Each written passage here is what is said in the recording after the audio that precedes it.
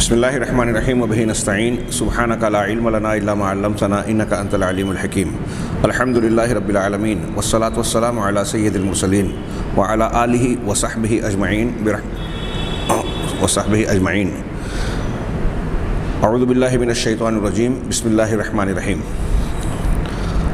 آمن الرسول بما انزل الیہ من ربہ والمؤمنون کل آمن باللہ وملائکتہ وکتبہ ورسلہ لا نفرق بین احد من رسلہ وقالوا سمعنا واطعنا غفرانک ربنا والیک المصیر۔ سامعین کرام، مرزا غلام احمد قادیانی جھوٹے مدعی نبوت کا تذکرہ جاری ہے۔ اس سلسلے میں اس کی زندگی کے بعض حالات اور اس کو لاحق بیماریوں کا پچھلے دروس میں تذکرہ کیا گیا۔ آگے ہمارے سامنے کتاب میں دکتور صادق صاحب نے عنوان قائم کیا، دعویٰ غلام احمد النبوۃ و نزول الوحی الیہ۔ غلام احمد کا دعوی نبوت اور اس کی جانب، اس کے اپنی جانب وحی کے نزول کا دعویٰ، یہ عنوان قائم کیا۔ اور اس سے پہلے کچھ بحث اس پس منظر کی ہے جس میں یہ دعویٰ سامنے آیا۔ ہم دکتور صادق کی کچھ باتیں جو شیخ علامہ احسان الہی ظہیر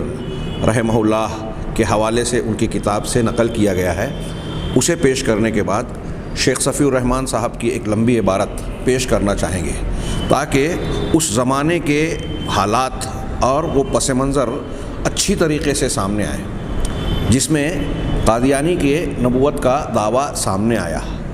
اور میں ایسا سمجھتا ہوں کہ اس پس منظر کو اگر سامنے رکھا جائے تو کئی حقائق سامنے آتے ہیں جس میں اس دعوے کے مقاصد اور اس دور کے مختلف چہرے اور ان کے حقائق ہماری سمجھ میں آسانی سے آ سکتے ہیں۔ چنانچہ پہلے دکتور صادق کا بیان ملاحظہ فرمائیں۔ کہتے ہیں کہ ہندوستان میں 1857 کی بڑی تحریک ثورۃ الہند الکبریٰ، انہوں نے کہا بڑا انقلاب، ہندوستان کا عظیم انقلاب، یعنی انقلابی تحریک جو تھی 1857 کی، جب یہ ناکامیاب ہو گئی برطانوی قبضے اور استعمار کے خلاف، اس کو ختم کرنے کے لیے ملک میں جو آگ پھیلی، یہ بالآخر ناکامیاب ہو گئی ہندوستانیوں کے نقطہ نظر سے۔ تو ایسی صورت میں اس ناکامی کے بعد مسلمانوں پر بڑی مایوسی چھا گئی، خاص طور سے اس تناظر میں کہ اب انہیں موجودہ حالات میں، اس دور کے حالات میں عام اور معتاد معمول کے مطابق جو اصلاحی کام کیے جاتے ہیں، جو کوششیں اور محنتیں کی جاتی ہیں کہ حالات سدھر جائیں، سنور جائیں، اب لگا انہیں کہ یہ معمول کی کوششیں موجودہ حالات میں کارگر نہیں ہو سکتی، اس سے حالات میں سدھار پیدا نہیں ہو سکتا۔ میں نے اس سے پہلے یہ بیان کیا کہ 1857 کے، یہاں میں الگ سے ایک بات جوڑ رہا ہوں، 1857 کے انقلاب کی ناکامی کے بعد برطانوی حکومت نے ولیم ہنٹر کو اس بات پر مامور کیا کہ اس بغاوت، برطانوی حکومت کے خلاف بغاوت جو ہندوستانیوں کے لیے جنگ آزادی تھی، ان کے لیے بغاوت تھی، اس بغاوت کے اسباب اور اصل عناصر کا پتہ لگایا جائے۔ اس نے ایک لمبی چوڑی رپورٹ تیار کی، اور اس نے یہ نتیجہ دیا کہ ہماری اس حکومت کے اصل دشمن یا خطرہ ہمارے لیے جو ہے وہ وہابی لوگ ہیں۔ ہندوستان کے اہل حدیثوں کو انگریزوں نے وہابی کا نام دیا، ولیم ہنٹر نے بھی یہی کیا۔ اور یہ جو بات میں عرض کر رہا ہوں، اس کے بعد 1857 کے بعد کئی بڑے بڑے کیسز وہابیوں کے، وہابی مجاہدین، اہل الحدیث کے علماء اور مخصوص ممتاز شخصیات کے خلاف درج کیے گئے۔ اس سلسلے کے بعض کیس اور مقدمات بڑے مشہور ہیں، مولانا یحییٰ علی اور ان کے رفقا اور دوسرے لوگوں کے کیسز، آپ مولانا غلام رسول مہر وغیرہ کی کتاب سرگزشت مجاہدین اور وہ دیکھیں تو 5 بڑے بڑے کیسز، مقدمات درج کیے گئے، اور یہ سب وہابیوں کے خلاف۔ ولیم ہنٹر کی اس رپورٹ کے بعد ہی پورے ملک کے طول و عرض میں جگہ جگہ وہابیوں کو، اہل الحدیث کو ڈھونڈا جانے لگا، تلاش جاری ہوئی، اور جہاں کہیں کوئی مسجد میں آمین زور سے کہتا، رفع الیدین کرتا، حالانکہ ہندوستان کے ساحلی علاقوں میں شواف موجود ہیں، وہ بھی یہ عمل کرتے ہیں، لیکن اس وقت بھی اور آج کل کے ماحول میں بھی حکومتی ایجنسیوں کے یہاں اہل حدیثوں کی یہ پہچان بتائی گئی کہ یہ آمین رفع الیدین کرتے ہیں۔ چنانچہ جگہ جگہ پکڑ دھکڑ شروع ہوئی، خاص طور سے اہل حدیث علماء کی جائیدادوں کو ضبط کیا گیا، انہیں گرفتار کیا گیا، کالے پانی کی سزائیں دی گئی، بہت سے لوگوں کو پھانسیاں دی گئی، ہاتھیوں کے پیروں کے نیچے کچلا گیا، مختلف قسم کی سنگین انتہائی شدید قسم کی سزائیں دی گئی، توپ کے دہانے پر باندھ کر گولوں سے اڑا دیا گیا، اہل حدیث مدارس پر بلڈوزر چلائے گئے، انہیں مسمار کر دیا گیا، منہدم کر دیا گیا، صرف دلی میں 15 اہل حدیث مدارس کو توڑا گیا۔ ہاں، یہ 1857 کے بعد کے واقعات ہیں۔ اب آپ سوچ سکتے ہیں، سمجھ سکتے ہیں کہ حکومت جنہیں مجرم کہہ رہی ہے، جنہیں اپنے لیے خطرہ بتا رہی ہے، ان کے تعلق سے آج اگر کوئی الزام لگائے کہ یہ انگریزوں کے ساتھ تھے یا یہ مرزا غلام احمد قادیانی کے در پردہ تائید میں تھے یا اس کو کافر نہیں سمجھتے تھے، تو یہ دعوے کتنے مضبوط ہوں گے آپ اندازہ لگا سکتے ہیں۔ علمی اعتبار سے ان کے جوابات بھرپور دیے گئے، اعتراضات کیے گئے۔ کچھ لوگ یہاں تک کہتے ہیں کہ اہل حدیث وہابی، کیا اہل حدیث ان لوگوں نے انگریزوں کے دور میں اپنا نام رکھا اس گروہ نے، جبکہ اسی پس منظر میں جب وہابی کہہ کر اہل الحدیث کی پکڑ دھکڑ جاری تھی، مولانا محمد حسین بٹالوی نے انگریزی کورٹ میں عدالت میں مقدمہ دائر کیا ان پکڑ دھکڑ سے اہل الحدیث کو بچانے کے لیے کہ بھائی ہم اہل الحدیث ہیں، ہم وہابی نہیں ہیں۔ یہ مقدمہ جیتا اور یہ ثابت کیا کہ ہم اپنا نام اہل حدیث رکھتے ہیں، وہابی نہیں، اور اس بنیاد پر بہت سارے لوگوں کو بچانے کا سامان کیا۔ تو انگریزی عدالت کے اس فیصلے کو پورے پس منظر سے کاٹ کر کچھ لوگ اہل الحدیث کے خلاف اسے ایک الزام کے طور پر پیش کرتے ہیں کہ دیکھیے انگریزوں نے ان کا نام اہل حدیث دیا۔ انا للہ و انا الیہ راجعون۔ ہاں، دشمنی کے بھی کچھ آداب ہوتے ہیں، اختلاف کے بھی کچھ آداب ہوتے ہیں، دیانتداری کے کچھ تقاضے ہوتے ہیں، اس معاملے میں بھی اسے ملحوظ رکھنا چاہیے۔ بہرحال انہوں نے یہ کہا کہ 1857 کی تحریک کی ناکامی کے بعد مسلمانوں میں ایک قسم کی مایوسی پھیل گئی کہ اب ہمارے حالات کی اصلاح اور سدھار عام طریقوں کے مطابق، نارمل اور رائج طریقوں کے مطابق ممکن نہیں ہے۔ چنانچہ ان معتاد اور معمول کے اسالیب سے ہٹ کر وہ چاہنے لگے کہ کوئی نیا ان کا نجات دہندہ اور ان حالات میں پریشانیوں سے نکالنے والی کوئی شخصیت ہمارے سامنے آئے، وہ ایسا تلاش کرنے لگے، انتظار کرنے لگے۔ ایسے ماحول میں تصوف کے بازیگروں نے جو ہے وہ اپنے شطحات، الہامات اور اپنے دعوے پھیلانا شروع کر دیے۔ ہاں، ایسے اور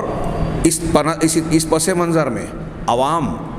اور دینی اعتبار سے جو کمزور اور کم عقل لوگ ہیں، ہاں، کم سخن کم عقل لوگ، ان کے درمیان ایک ماحول یہ بن گیا کہ کچھ عجیب و غریب امور کا ظہور ہوگا، عجیب خوارق اور خرق عادت غیب کی کچھ باتیں اور خبریں سامنے آئے گی۔ چنانچہ ایسی بچکانہ باتیں اور دعوے ہر طرف عام ہوتے چلے گئے۔ وَهَيَّئُوا الْعُقُولَ وَالنُّفُوسَ لِكُلِّ أَمْرٍ، چنانچہ ان لوگوں نے ایک گویا ماحول یہ بنایا، تراشا کہ کوئی انہونی ہونے والی ہے، کوئی کرامت اور اللہ تبارک و تعالیٰ کی جانب سے کوئی ایسا معجزاتی معاملہ ہونے والا ہے جس سے ہمارے حالات سنور جائیں گے، سدھر جائیں گے۔ چنانچہ انہوں نے لوگوں کو ایسا ذہن مزاج دیا کہ کوئی عجیب و غریب معاملہ اور نئی چیز ہمارے سامنے آنے والی ہے۔ یہ عبارت اور یہ مفہوم القادیانیہ علامہ احسان علیہ زہیر کی صفحہ نمبر 158 سے انہوں نے نقل کیا۔ اس کے بعد کہتے ہیں کہ یہ جو پس منظر تھا، مسلمانوں میں ایک قسم کی مایوسی چھائی ہوئی ہے، ان مایوسی کے حالات میں الٹی سیدھی روایتیں اور عوام کو فریفتہ کرنے کے لیے جھوٹے قسم کے گویا کشف اور کرامات اور اس قسم کی گویا ذہن سازی کی جانے لگی۔ آج بھی ہمارے ہاں بہت سارے لوگ جو ہیں مسلمانوں پر منڈلاتے خطرات کے سلسلے میں اس کے لیے کوئی ٹھوس قدم اٹھانے، اپنے فرائض اور ذمہ داریوں کو نبھانے کے بجائے یہ محفوظ راستہ یہ تلاش کرتے ہیں کہ کچھ پیشین گوئیوں اور کچھ ایسی روایتوں کو پیش کرتے ہیں، خواب اور کشف کی باتوں کا ذکر کرتے ہیں جس سے مسلمانوں کو تسلی مل جائے کہ عنقریب اللہ تعالیٰ کی مدد آنے والی ہے، ہم کچھ نہ کریں اور اللہ کی مدد آ جائے گی۔ ہاں، یہ گویا ایک طرح کا نشہ ہے۔ ہاں، ہر حالات میں، ہر حال میں قرآن اور حدیث کو آپ پڑھیں، جب فتنوں کا ذکر اللہ اور رسول اللہ صلی اللہ علیہ وسلم کی جانب سے کہیں ہوا ہے تو ان فتنوں سے بچاؤ کے لیے مختلف تدابیر اور طریقے بتائے گئے ہیں۔ بنیادی طور سے قرآن و سنت کی طرف رجوع، اللہ تبارک و تعالیٰ سے تعلق، دین اسلام کی خدمت اور نصرت کا عمل اور جذبہ، ان چیزوں کو اگر اختیار کیا جائے تو اللہ کی مدد آئے گی، مسلمانوں کو ترقی حاصل ہوگی اور ان کو قوت حاصل ہوگی۔ ان تنصروا اللہ ینصرکم، اور ایسے بہت سارے وعدے قرآن مجید میں اور احادیث صحیحہ میں موجود ہیں۔ کہہ رہے ہیں کہ جب یہ حالات تھے، مایوسی چھا گئی اور لوگ الٹی سیدھی روایتوں اور انہونی کے انتظار میں پڑ گئے، تو فاستغلت برطانیہ هذه الاوضاع لمصلحتها، چنانچہ حکومت برطانیہ نے ان حالات کو اپنی مصلحت اور فائدے کے لیے اس کا فائدہ اٹھایا، اس کا استحصال کرنا چاہا۔ اور وہ کیسے؟ وذالک بایجاد مثل هذا المنقذ والمصلح، کہ جو مسلمانوں میں ایک داعیہ یا تصور پایا جاتا تھا کہ ایک بچانے والا، اللہ کی طرف سے کوئی ایسا نجات دہندہ اور کوئی ایسی شخصیت اب رونما ہونے والی ہے جو ہم کو ہماری نیا کو پار لگائے گی، ان حالات میں مسلمانوں کی صحیح رہنمائی کرے گی اور انہیں بچائے گی۔ اس خیال کو، یہ جو بات علامہ احسان علیہ ظہیر کہہ رہے ہیں، ابھی ہم شیخ صفی الرحمن صاحب کا جو طویل اقتباس پڑھیں گے، انہوں نے اپنے انداز میں اس کا ذکر کیا اور بعض ان احادیث کا بھی ذکر کیا جس کی روشنی میں لوگوں کو ایسا انتظار تھا۔ تو کہہ رہے ہیں کہ ایسے مصلح اور ایسے نجات دہندہ کو وجود دے کر برطانیہ کے لیے یہ ایک سنہرا موقع ہاتھ آیا کہ جب مسلمان ایسی کسی شخصیت کے منتظر ہیں تو کیوں نہ ہماری جانب سے ایسے مصلح اور منقذ کو جو مسلمان سمجھیں کہ یہ ہمارے لیے نجات دہندہ ہے، ہم اسے پیدا کریں، اس کو وجود دیں، جس سے کہ مسلمانوں کی امیدیں اور ان کی آرزویں وابستہ ہیں۔ ایسے مصلح کو ہم پیدا کریں، اور جو فی الحقیقت دکھاوے میں مسلمان یہ سمجھیں کہ یہ ہمارا نجات دہندہ ہے، مصلح ہے، ہم جس کے منتظر تھے اللہ کی جانب سے وہ شخصیت ہے، لیکن حقیقت میں وہ برطانوی حکومت کی سیاست کو جو ہے تقویت پہنچائے، ان کے ہاتھ اور ان کی حکومت کو مضبوط کرے۔ چنانچہ فاختاروا عملاء، تو انہوں نے بہت سارے متعدد عملاء کو چنا۔ عملاء عمیل کی جمع، جس کا ترجمہ ایجنٹ، دلال یا آلۂ کار اچھا ترجمہ کر لیں، کہ اپنے کچھ ایجنٹوں کو انہوں نے بس منتخب کیا اور انہیں ایسے کچھ لوگوں کو بیوقوف بنانے والا منتخب کیا۔ اور ان لوگوں میں ظاہر سی بات ہے کہ ایجنٹ بننے والے ایک حیثیت سے بیوقوف بھی ہوتے ہیں، ایک حیثیت سے ضمیر فروش ہوتے ہیں، تو انہوں نے بلہا کا لفظ استعمال کیا۔ ایسے بلہا کو انہوں نے منتخب کیا، چنا، اور ایسے ہی لوگوں میں سے مرزا غلام احمد قادیانی بھی تھا۔ فکانہ غلام احمد احد ہؤلاء، انہی لوگوں میں سے ایک غلام احمد بھی تھا۔ یہ عبارت جو ہے عبارت الشیخ عطیہ محمد سالم، شیخ محمد عطیہ محمد سالم بڑے مشہور محدث گزرے ہیں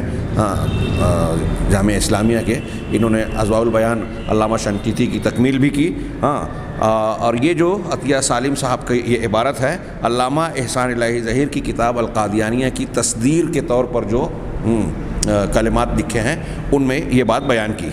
آگے کہتے ہیں کہ وَلِكَيْ تَنْتَلِي الْمَكِيدَةُ عَلَى الْمُسْلِمِينَ وَيَلْتَفُّ حَوْلَ الْمُنْقِذِ الْجَدِيدِ أَرْسَلَتِ الْحُكُومَةُ الْبَرِطَانِيَّةُ الْقَسَاوِسَةَ يَدْعُونَ إِلَى الْمَسِيحِيَّةِ۔ علامہ احسان علیہ ظہیر نے اختصار کے ساتھ جو بہت لمبی چوڑی بات کو بہت مختصراً بیان کیا، بڑی غور سے سماعت فرمائیں، تاکہ مسلمانوں کے اوپر یہ چال جو ہے وہ مخفی رہے۔ یعنی ایسی چال جب برطانوی حکومت نے چلی کہ اپنا آدمی مسلمانوں کا مصلح بنا کر لانچ کیا جا رہا ہے، پیش کیا جا رہا ہے، یہ ایسا کوئی اچھی طریقے سے دماغ میں رکھے، آج بھی یہ چال چلی جاتی ہے اور ہمارے مسلمانوں کی ایک بڑی تعداد جو ہے وہ دھوکہ کھاتی ہے، بار بار دھوکہ کھاتے ہیں۔ یہ لوگوں کی کم علمی، کم سوادی اور معاملات اور حالات کو نہ سمجھنے کا ایک مزاج بنا ہوا ہے مسلمانوں کا، کہ کوئی بھی چیز چمکتی نظر آئے اسے سونا سمجھ لیا۔ داعش پیدا ہوئی، ہمارے دشمنان اعداء اسلام نے اسے پیدا کیا، اسے بنایا، تشکیل دیا، ہمارے یہاں لوگ اس کے پیچھے شروع میں بھاگ کھڑے ہوئے، عوام تو عوام، بہت سارے خود ساختہ نام نہاد علماء بھی ہیں، اس کے پیچھے بھاگ پڑے، اور جلد ہی ان کا چہرہ جب بے نقاب ہوا اور تو پتہ چلا کہ یہ تو ہمارے خلاف سازش تھی۔ یہ میں ایک مثال ابھی ماضی قریب کی دے رہا ہوں، یہ تجھ بعید کی ہے، ایسا مسلسل ہوتا ہے اور آج بھی ہو رہا ہے۔ آج بھی عالمی میڈیا اور حکومتیں اعدائے اسلام مسلمانوں عوام کے سامنے ان لوگوں کو مسلمانوں کا دوست بنا کر پیش کرتے ہیں جو حقیقت میں ان کے لوگ ہیں، اور ان لوگوں کو مسلمانوں کا دشمن بنا کر پیش کرتے ہیں جو حقیقت میں مسلمانوں کے خیر خواہ ہیں، اچھے لوگ ہیں۔ بہرحال ایسا ہی معاملہ کہ مسلمان اس سے دھوکہ کھائیں، اپنے ان کے ایجنٹوں کو مسلمان اپنا نجات دہندہ مانے، مطلب یہ چال پر گویا پالش چڑھی رہے اور اس سے دھوکہ کھا سکیں، اور اس نئے نجات دہندہ کے گرد مسلمان اکٹھا ہو جائیں۔ اس مقصد کے تحت حکومت برطانیہ نے ایک کام کیا کیا، اس نے یہ کیا کہ اپنے یہاں سے یورپی ممالک سے، برطانیہ اور یورپی ممالک سے مسیحیت کی طرف، عیسائیت کی طرف دعوت دینے والے پادریوں کو ہندوستان بلایا۔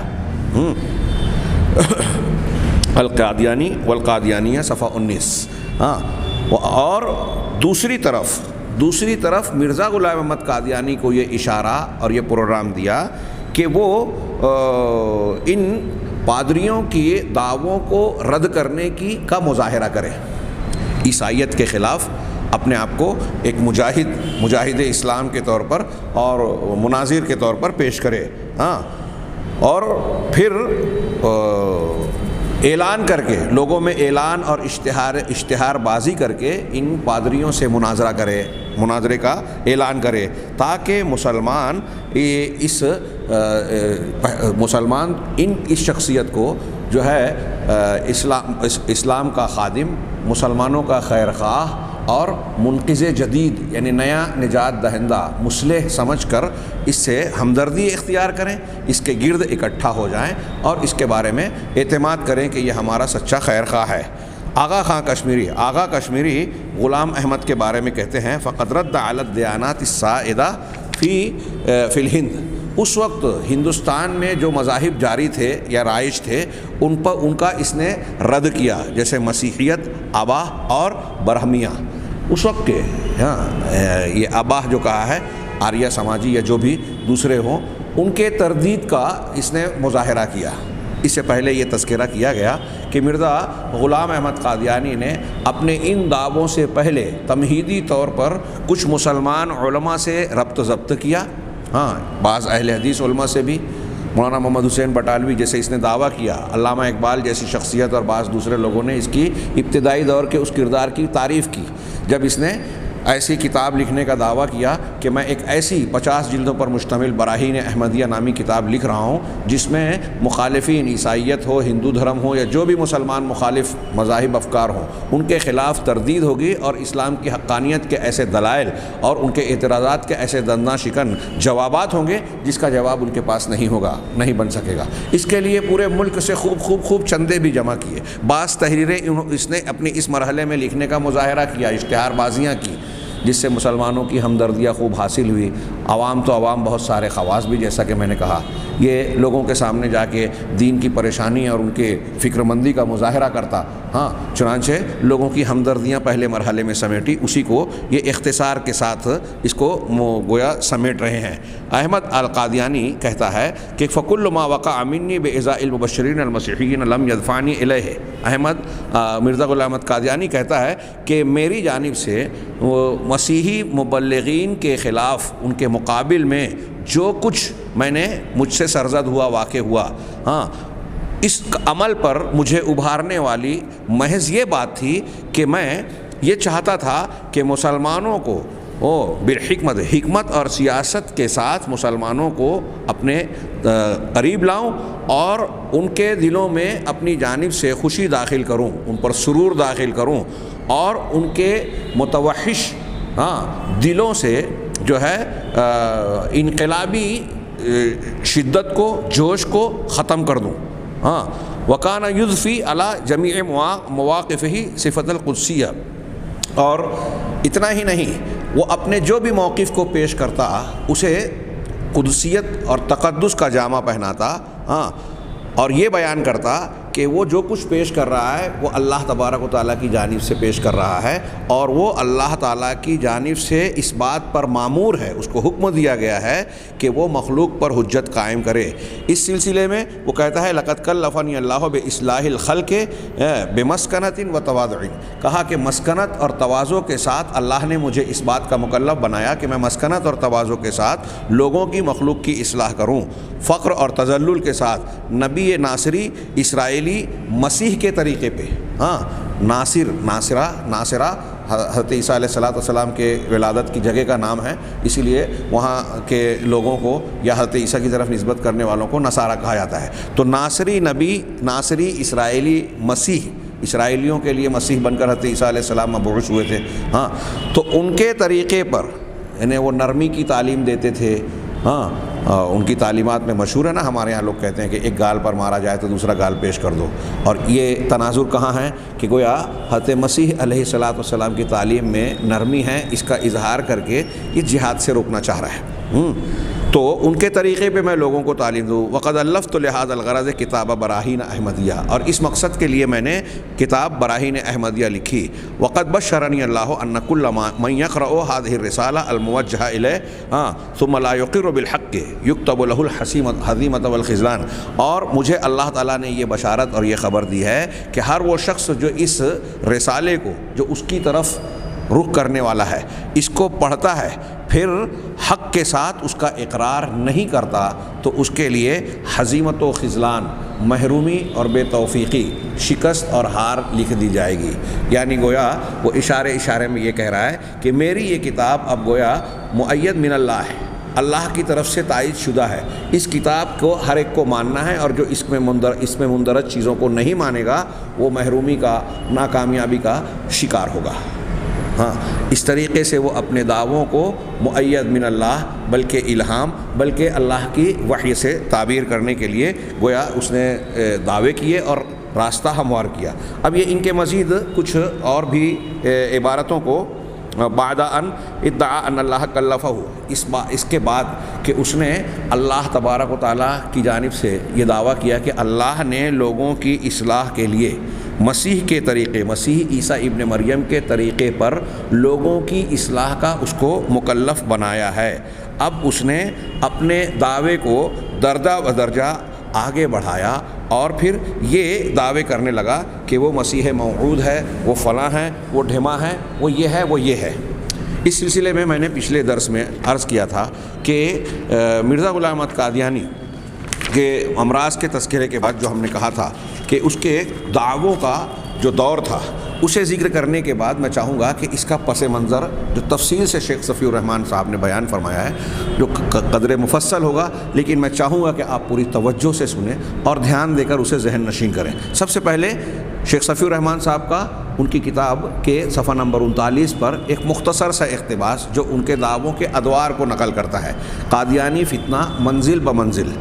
شیخ کہتے ہیں کہ مرزا صاحب کے دعویٰ کی اگر تاریخی ترتیب قائم کی جائے تو انہیں 3 مرحلوں میں تقسیم کیا جا سکتا ہے۔ پہلا مرحلہ 1882 عیسوی سے لے کر 1890 عیسوی تک، 1882 سے 1890 کے اختتام تک۔ اس مرحلے میں مرزا صاحب نے اپنے آپ کو خدائے تعالیٰ کا الہام یافتہ قرار دیتے ہوئے مجدد اور مسیح مسیح ہونے کا دعویٰ کیا۔ یہ پہلا اسٹیپ 1882 سے 1890 تک کیا کہا؟ اللہ تعالیٰ کی جانب سے یہ الہام یافتہ ہیں اور مجدد ہیں اور مسیح ہیں، مسیح کے مثل ہیں۔ ہاں، لیکن حیات مسیح اور نزول مسیح کا انکار کیا۔ ہاں، لیکن حیات مسیح اور نزول مسیح کا انکار کیا، یعنی حضرت عیسیٰ علیہ السلام اس وقت آسمانوں میں زندہ ہیں اور قرب قیامت میں نزول فرمائیں گے، اس کا انکار کیا۔ نمبر 2، دوسرا مرحلہ 1891 سے لے کر 1901 تک۔ اس مرحلے میں مرزا صاحب نے مسیح موعود اور مہدی معہود ہونے کا دعویٰ کیا۔ مسیح موعود براہ راست، اب مسیح نہیں بلکہ براہ راست مسیح، اور مہدی معہود ہونے کا دعویٰ کیا۔ اور کیسے دعویٰ کیا؟ اس دعوے کو ثابت کرنے کے لیے جو ترکیبیں اختیار۔ سامعین کرام، ہم مرزا غلام احمد قادیانی کے دعووں کو ادوار میں تقسیم کیا ہے جو شیخ صفی الرحمن صاحب نے اور دوسرے علماء نے، اس کا تذکرہ کر رہے تھے۔ بتایا تھا کہ 1882 سے لے کر 1890 کے اختتام تک اس مرحلے میں مرزا صاحب نے اپنے آپ کو خدا تعالیٰ کا الہام یافتہ قرار دیتے ہوئے مجدد اور مسیح مسیح ہونے کا دعویٰ کیا، لیکن حیات مسیح اور نزول مسیح کا انکار کیا۔ یہ بات ہو چکی تھی، میں پھر سے دہرا رہا ہوں۔ نمبر 2، 1891 سے 1901 تک اس مرحلے میں مرزا صاحب نے مسیح موعود اور مہدی موعود ہونے کا دعویٰ کیا۔ تیسرا مرحلہ 1901 سے 1908 تک، یعنی مرزا صاحب کی وفات تک۔ اس مرحلے میں آپ نے نہ صرف نبی اور رسول ہونے کا دعویٰ کیا، باقاعدہ نبی اور رسول ہونے کا دعویٰ کیا، بلکہ بے شمار دعووں کی بھرمار کر دی، حتیٰ کہ خود خدا ہونے کا دعویٰ بھی کر دیا، نعوذ باللہ من ذالک۔ ہاں، شیخ نے کہا کہ اگلے صفحات میں ہم ان کے ہر سہ ادوار کی مختصر سی روزات نظر ناظرین اور ہدیہ قارئین کریں گے، یعنی یہ انہوں نے آگے اس کو بیان کیا ہے۔ یہ آج کے درس کو ہم یہاں اختتام پذیر کرتے ہیں، لیکن ان کے دعووں کا سلسلہ پیش کرنے سے پہلے اس کتاب کے اخیر میں، آخری حصوں میں جو اس دعوت کا پس منظر اور اس وقت کے حالات کا ذکر ہے، اگلے درس میں اس کا تذکرہ میں ضروری سمجھتا ہوں۔ اللہ تبارک تعالی ہمیں خیر کی توفیق دے۔ وآخر دعوانا ان الحمد للہ رب العالمین۔